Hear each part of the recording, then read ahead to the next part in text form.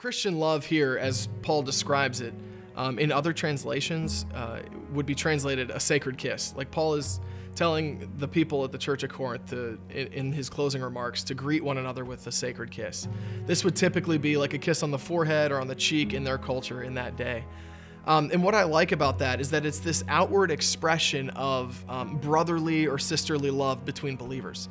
And it's a beautiful thing. In fact, in all of the scriptures, a kiss typically means brotherly love. In fact, there's only two examples in the scriptures that talk about a romantic or a sexual type of kiss. Everywhere else that we see a kiss mentioned, it really has more of a brotherly love kind of connotation to it.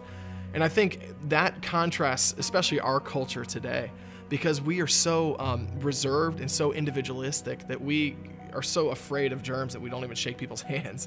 And Paul is telling believers in Corinth to greet one another with a sacred kiss. I think the closest example we have of this kind of Christianly love today would be like the warm embrace of close friends, right?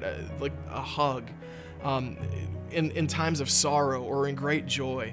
It's this outward expression of really saying, like, I love you because you're my brother in Christ. We do life together. We're involved in this idea of the church together.